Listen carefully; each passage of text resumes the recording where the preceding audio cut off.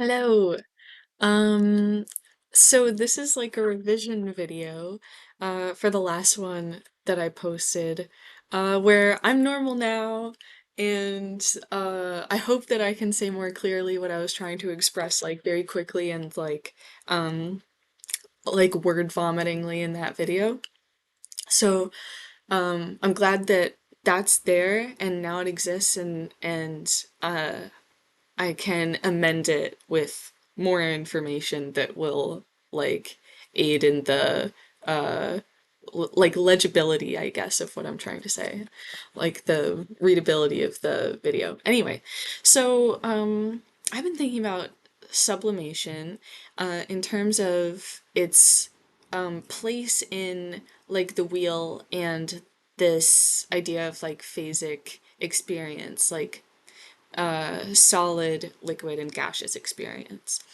And my hangup for a while was how to reckon not just with experiences and phases besides liquid, but transitions between phases that are like maybe atypical when we're stuck in considering only the liquid experience and understanding things only from the liquid perspective, which is our perspective.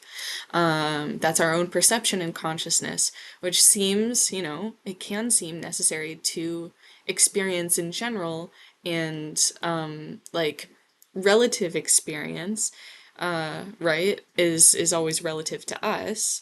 And that's it's literally just the second of the two egos, I believe. And this gets in the way. Well, I don't understand anything. Don't listen to me. But this gets in the way of like this hang up on the liquid experience as like necessary because it's in the center of melting and evaporation, right? Typical phase transitions. The hang up on that gets in the way of really understanding how things work. Like it is not so that stuff has to pass through the liquid phase. Period. It's just not so. You know, and I've been thinking about sublimation because it can occur, right? And we think about the liquid phase as a necessary sort of like middle point between going from solid to gas. It's not necessary, and this is like kind of an asterisk, where like tangent. There's there's always like this linear solid liquid gas order when these sorts of things are discussed, I believe, because it's physical material reality, our perception and understanding, and then gaseous experience, which is like physical, or sorry, spiritual, and like the world of symbols and like three-dimensional meaning, right? So that linearity is very common, and I do it myself. You know, conceptualize things sort of automatically this way myself a lot. And the devil does it as well, when Jesus is in the desert, he's wandering around. The devil's like, first offers him material gain, which is food to satisfy the basic needs of his material body, the first ego, right? The body in which his life is trapped. And then he offers like, oh, you'll be a king on earth. Everyone's gonna listen to you, or whatever. I forget what he said. To be like worshipped and perceived by others as powerful, or like some sort of master, or knowing, right? And Jesus is like, no. And then the devil says, like, next offers him spiritual gain, spiritual power, a satisfaction to his spiritual ego, which is like, I will give you the power to bring heaven onto earth and make everything in the universe right and correct and loving it exactly as you want it to be, right? And and like Christ knew that, whatever, but Christ knew that like to accept this power, the actions he would take through them would still be through like the feeding of the third ego, and you know, by the power of the devil, and therefore be dirtied and kind of moot or whatever. That's a whole other thing, and I'm not explaining it well. But you know, just to get back to it, you know, we know the different phases that we're dealing with. So solid, material reality, liquid, human experience, and then gas is like, you know, again, those like that symbolic or spiritual or metaphysical, experiential reality. But we live in these things aren't static, right? We live in a dynamic, an incredibly dynamic environment where energy exists, like heat energy, let's say, right, to make it easy for me. And that energy flows through stuff and, you know, transfers through all of this experience that we're talking about, any composition or position or state of experience, and transfers and changes the stuff that it passes through. All of that stuff. So we need to think about phase state changes. And the basics are, of course, like melting, which is transition from solid to liquid.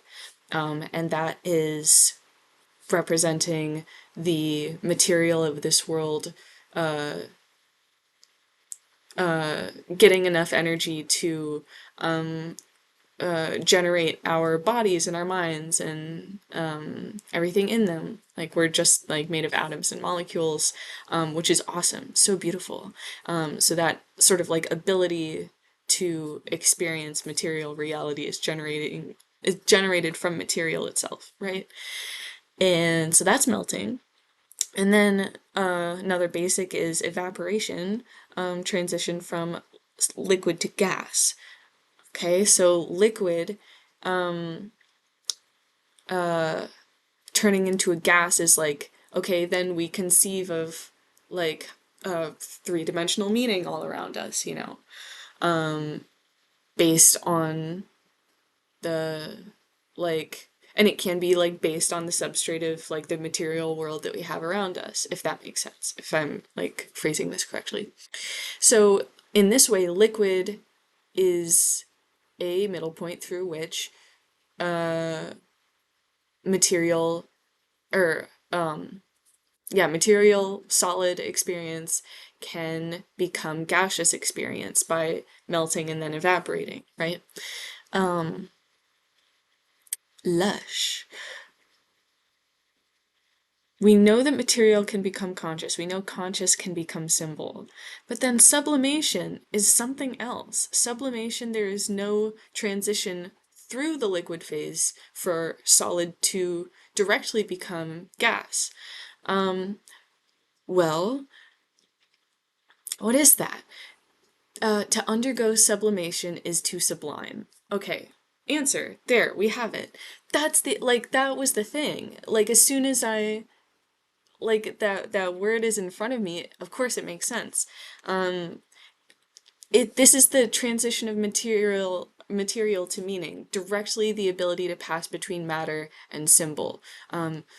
Like, this vast, flourishing, terrifying meaning without passing through our perception, without needing to, and therefore without being understood by us. So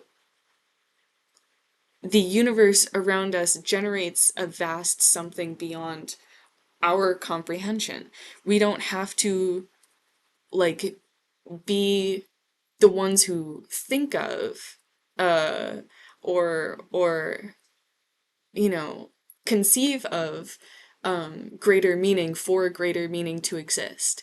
Kind of in the same way that you don't have to attribute meaning to a causal, synchronous events for them to still have meaning. you know? Um, and I've been very bad about paying attention to acausal synchronous experiences lately, but that's a different story. Basically, what I'm saying is that movement from solid to gas can occur uh, like either through the liquid or over the surface of a liquid, above the liquid entirely, totally past it, um, directly into the three-dimensional space where like concepts live, right? Where greater meaning exists. I wanted to say that the Gothic sublime, you know, you see this all the time in Gothic literature. So in the Castle of Otranto, a giant is seen like moving through the halls and you can see small glimpses of it but can't quite catch it. And it you come to understand that the giant is the ghost of the rightful owner of the castle, and he reveals himself and then ascends. And this isn't explained further. It's not like there's no greater lore constructed to justify how, to explain how or to justify why this happens in an understandable or digestible way to the liquid self, right? It's sublimation. And in Zofloya, you know, Victoria compels terrifying magic, and her actions and desires are driven by material. And her liquid perception is generated slowly as the truth of this immaterial, uncontrollable, metaphysical space, which she tried to invoke without knowing or understanding what she was doing, is revealed to her. So, the sublime. I guess the ultimate goal, if you wanted to achieve it at some point, of personal or pseudo-gnosis would to become a supercritical fluid, but personal gnosis is not total gnosis. And I don't even want to fucking think about plasma, and next time I will make a video about pseudo-gnosis versus total or true gnosis, and I have ideas about that. But I hope that this like clarifies the sublimation thing that I wanted to get out there. I was really excited about it. Yeah, I was really excited about it. And I've been listening to codeine and parking. I've been listening to a lot of Home Is Where, the I Became Birds album. Yeah, I really like it. And I've been listening to, oh shoot. Um, I think it's called What Is Your Name is the project. Very nice.